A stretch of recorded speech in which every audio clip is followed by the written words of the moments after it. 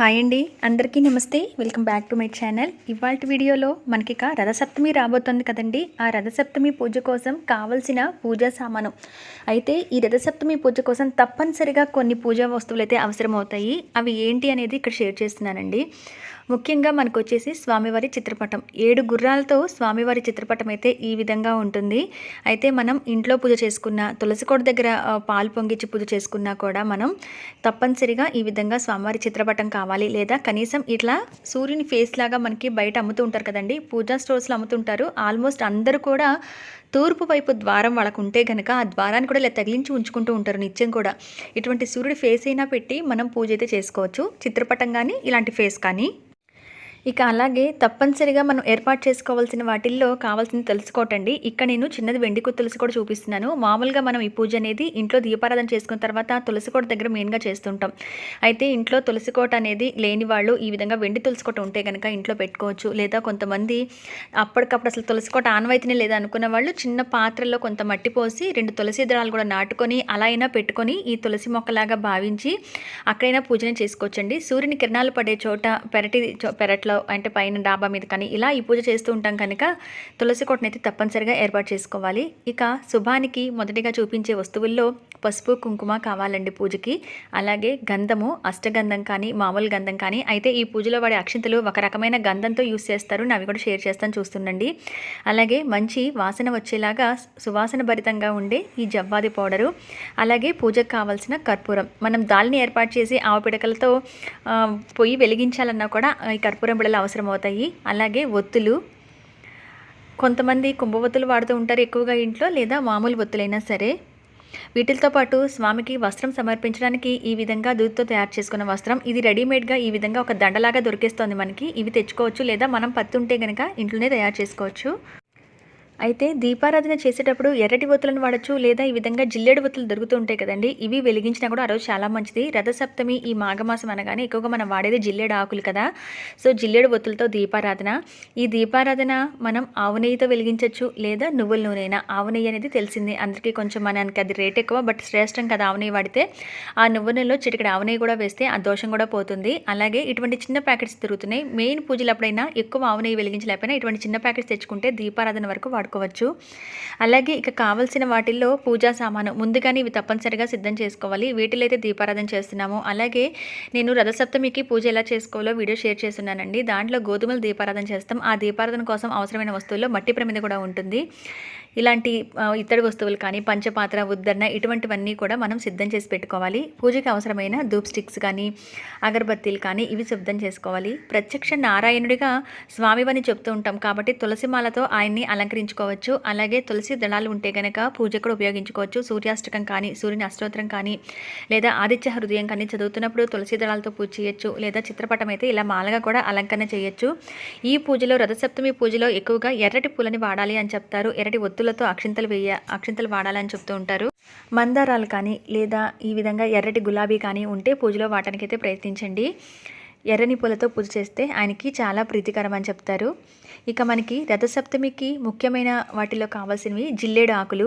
ఈ జిల్లేడు ఆకుల్లోనే గోధుమలు దీపారాధన చేస్తాము కాబట్టి ఇటువంటి జిల్లేడు ఆకులు తెచ్చి కడిగి పెట్టేసుకొని అలంకరించి పెట్టుకోండి.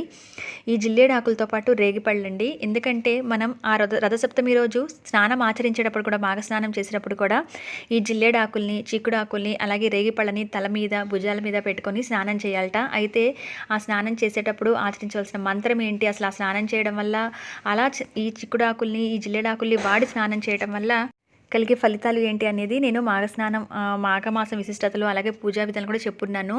ఈ విధంగా చిక్కుడాకులు కూడా కావాలి. ఈ చిక్కుడుకాయ ఆకులతో జిల్లేడాకులు, రేగిళ్ళతో పాటు కావాల్సింది చిక్కుడుకాయలు. ఈ చిక్కుడుకాయలతోనే 7 చిక్కుడుకాయలను ఉపయోగించి రథాన్ని తయారు చేసుకొని పూజలో పెట్టుకుంటాము. నేను ఆ రథాన్ని కూడా ఎలా తయారు చేయాలో వీడియో అయితే పెట్టున్నానండి, చెక్ చేయండి. సింపుల్గా చాలా ఈజీగా చేసుకోవచ్చు, సులువుగా ఉంటుంది. ఆ చిక్కుడుకాయలతో రథాన్ని తయారు చేసి స్వామివారి పూజలో తప్పనిసరిగా వాడాలన్నమాట. ఇక కావాల్సింది రథసప్తమికి అలాగే మాఘపు ఆదివారాలకి ప్రత్యేకంగా మనం చేయవలసిన దీపారాధన వచ్చేసి గోధుమల దీపారాధన. రవి అంటే సూర్యుడిని రవి అని పిలుస్తాం కదండి. గ్రహాల పరంగా రవి అని అంటే మనకి సూర్యుడికి గోధుమలని వాడుతుంటారనమాట. అంటే ఇప్పుడు శనికి నువ్వులు, కుజుడికి కందులు ఎలాగో అలాగా రవికి అంటే సూర్యుడికి గోధుమలు అనమాట. అందుకనే ఇలాంటి ప్రత్యేకమైన రోజు సూర్యుడికి గోధుమలతో దీపారాధన చేస్తాము. నేను అది కూడా వీడియో పెట్టున్నానండి, ఎలా గోధుమల దీపారాధన చేయాలి అనేది. అలాగే ఇందాక అనుకున్నట్టుగా చిక్కుడు ఆకులు కావాలి. ఈ చిక్కుడు ఆకులు తప్పనిసరిగా రథసప్తమి రోజు మనకి చిక్కుడు పాదులు ఇంట్లో ఉంటే కోసుకుంటాం, కానీ బయట అయితే పూజా స్టోర్స్లో ఈ పూజా సామాను పూలు తమలపాకులు అమ్మే వాళ్ళందరూ కూడా ఈ చిక్కుడు ఆకులు కూడా మనకు అమ్మేస్తూ ఉంటారు. ఇవి తప్పనిసరిగా తెచ్చుకోవాలి. ఎందుకనంటే ఈ జిల్లేడాకులు చిక్కుడుకాయల రథాన్ని ఉపయోగిస్తాం. జిల్లేడాకులు గోధుమల దీపారాధనకి, స్నానానికి, రేగిపళ్ళు ఉపయోగిస్తాము.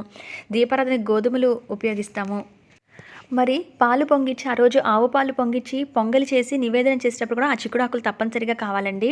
పాలు పొంగించడానికి ఈ విధంగా ఆవు పాలు, కొత్త బియ్యం, బెల్లం ఇవి తెచ్చుకొని స్వామివారికి పాలను పొంగిచ్చి ఆవు పాలని పాయసాన్ని అంటే పరవాణం చేసి నివేదన చేయాలి ప్రసాదంగా. అది 7 చిక్కుడాకుల్లోనే కొంచెం కొంచెంగా పెడుతూ, ఒక్కొక్క చిక్కుడాకులో కొంచెం కొంచెంగా పెడుతూ 7 చిక్కుడాకుల్లో స్వామివారికి నివేదన చేయవలసి ఉంటుంది. అందుకని తప్పనిసరిగా చిక్కుడు ఆకులు కావాలి. చిక్కుడుకాయలేమో రథాన్ని తయారు చేసుకోవడానికి కావాలి. అలాగే కొబ్బరికాయ కొట్టే ఆనవాయితీ ఉండి, లేకపోతే ప్రతి పూజకి కొబ్బరికాయ కొడతామనుకున్న వాళ్ళు కొబ్బరికాయను కూడా ఏర్పాటు చేసుకోండి. ఇక పాలు పొంగించడానికి ఇటువంటి ఇత్తడి గిన్నె అయితే ఉండాలండి. ఈ ఇత్తడి గిన్నె కొత్తదే అవనవసరం లేదు. ఆల్రెడీ వాడుతున్నదైతే కనుక శుభ్రంగా వాష్ చేసుకొని ఈ విధంగా గంధం బొట్లతో అలంకరించుకొని ఈ ఇత్తడి గిన్నెలో ఆవు పాలు అనేవి పోసి మనం పొంగించడానికి ఇది కావాలి. అయితే ఆ పొంగల్ వండుతున్నప్పుడు మనం గరిటెని యూజ్ చేయకుండా గిన్నెలో పొంగల్ బెల్లం బియ్యం వేసి కలిపేటప్పుడు ఈ చెరుకు గడతోనే కలుపుతాం. కాబట్టి ఇటువంటి చెరుకు గడ ఒకటి కావాలి. అయితే ఇది బెల్లం చెరుకు అంటారు కదా, ఈ చెరుకు కానీ లేదా మామూలుగా మనం జ్యూస్ తాగే చెరుకు ముక్క అయినా సరే అటువంటి తెచ్చుకొని దాంతో పొంగల్ని కలుపుతూ ఉండాలి. పొంగలి వండడానికి మనము దాల్ని ఏర్పాటు చేస్తాము. అంటే ఒక పొయ్యిలాగా అనమాట. ఆవు పిడకల్ని ఒక పొయ్యిలాగా ఏర్పాటు చేసుకొని ఆవు పిడకల్ని పెట్టి మనం దాని మీద పాలు పొంగించే అలవాటు చాలామందికి ఉంటుందండి. లేదా కనీసం కుంపట్లో అయినా పెట్టి ఆవు పిడకల్ని ఏర్పాటు చేసుకొని ఆ మంట మీద ఆవు పాలు పొంగించి పొంగల్ చేస్తూ ఉంటారు. అలా చేసుకునే వాళ్ళ కోసమైతే కనుక ఆవు పిడకలు కూడా కావాలి మనకి. గోధుమల దీపారాధన చేయడం కోసం ఇటువంటి మట్టి ప్రమిద, ఇది కొత్తది పెడితే శ్రేష్టమండి. ఒకవేళ కొత్తది పెట్టకపోయినా మనం పాతదైతే కనుక ఒకసారి శుభ్రంగా కడిగేసి ఎండబెట్టుకున్న తర్వాత పసుపు కుంకాలు రాసి సిద్ధం చేసుకొని గోధుమల దీపారాధనకి ఇటువంటి మట్టి ప్రమిద అయితే రెడీ చేసుకోవాలి. ఇక నెక్స్ట్ వచ్చేసి మనకు కావాల్సింది ప్రత్యేకంగా స్వామివారికి ఈ మాఘమాసంలో పూజ చేసేటప్పుడు ఆదివారాలు కానీ రథసప్తమి కానీ ప్రత్యేకంగా చేసుకునే అక్షంతలు దీంతో ఉంటాయి. ఇది ఎర్ర చెక్కబొమ్మ ఉంటుందండి మనకి. ఇది మనకి పెళ్ళిళ్ళప్పుడు వాటప్పుడు కూడా ఇస్తూ ఉంటారు ఆడపడుచులకి. ఎర్ర చెక్క బొమ్మ. ఈ చెక్క బొమ్మతో అక్షింతలు గంధం సాన మీద గంధం తీసుకొని ఈ గంధంతోనే అక్షింతలు కలుపుకొని మనం ఆ అక్షింతలతో పూజ చేయాలి అని అంటారు. ఈ చెక్క బొమ్మ అనేది కావాలి. ఇది బయట మామూలుగా మనకి ఫ్యాన్సీ స్టోర్స్లో ఇటువంటి చెక్క బొమ్మ కావాలి అని అంటే ఇస్తారు. అయితే దీంట్లో కొంత క్వాలిటీ అనేది ఉంటుంది. ఇలా పూజలకు వాడేది అని అంటే సపరేట్గా ఇస్తూ ఉంటారు. అటువంటి తెచ్చుకోవాలి. ఒకవేళ ఆ బొమ్మ లేకపోతే కనుక, ఆ చెక్క బొమ్మ లేకపోతే ఇటువంటిది రెడ్ శాండిల్ది చాలా మామూలుగా మనకు పూజా స్టోర్స్లో అమ్ముతూ ఉంటారండి. ఇది వచ్చేసి 30 రూపీస్. ఈ చిన్న డబ్బా వచ్చేసి ఈ గంధంతో అయినా అక్షింతలు కలుపుకొని ఈ అక్షింతలు మాత్రమే మనం పూజకు వాడాలన్నమాట రథసప్తమికి. ఇది ప్రత్యేకంగా సూర్య భగవానికి పూజ చేసేటప్పుడు రథసప్తమికి ప్రత్యేకంగా వాడవలసిన అక్షింతలు. కాబట్టి ఈ గంధంతో కానీ లేదా ఆ చెక్కబొమ్మ అరగతీసి తీసుకున్న గంధంతో కానీ అక్షింతలు అయితే కలుపుకొని ఆ బియ్యంలో అప్పుడు పూజకి వాడితే చాలా మంచిది. ఇక తాంబూలం కోసం కానీ ఏదైనా మనం దీపపు కుందుల కింద అడుగున ప్లేట్లు లేకపోతే వేయడానికి కానీ ఇటువంటి తమలపాకులు అయితే కావాలి. ఇక కావాల్సింది ఇవి పంచగవ్య దీపాలు. సహజంగా పాలు పొంగించడానికి రథసప్తమికి దాల్ని ఏర్పాటు చేస్తారు. అంటే మనం భోగి, సంక్రాంతి, కనుమ రోజుల్లో గొబ్బెమ్మలు పెట్టినప్పుడు దాంతో ఆవు పిడకలు చేసుకొని ఆ ఆవు పిడకలను ఉపయోగించి మనం దాలిలాగా పొయ్యిలాగా ఏర్పాటు చేసుకుని దాని మీదే పాలు పొంగిస్తూ ఉంటారు. ఒకవేళ అది సిటీస్లో అందరికీ ఆవు పిడకలు దొరకపోయినా, ఇప్పుడు అవి కూడా ఆన్లైన్లో దొరికేస్తున్నాయి అనుకోండి, బట్ అలా పొయ్యిలాగా పెట్టి చేయడానికి కుదరకపోయినా స్టవ్ మీద పాలు పొంగించినా సరే కనీసం ఆ ఆవు పేడతో తయారు చేసిన అంటే గోమయంతో తయారు చేసిన కనీసం ఈ పంచగవ్యాలనైనా ఉపయోగించి దీపారాధన చేసుకుంటే చాలా మంచిది. కాబట్టి ఈ పంచగవ్య దీపాలు అయితే ఆన్లైన్లో కానీ పూజా స్టోర్స్లో కానీ దొరికేస్తున్నాయి కదా, దీంట్లో ఆవు నెయ్యి కానీ నువ్వుల నూనె కానీ పోసి కనీసం ఈ దీపారాధన చేసినా కూడా చాలా మంచిదండి.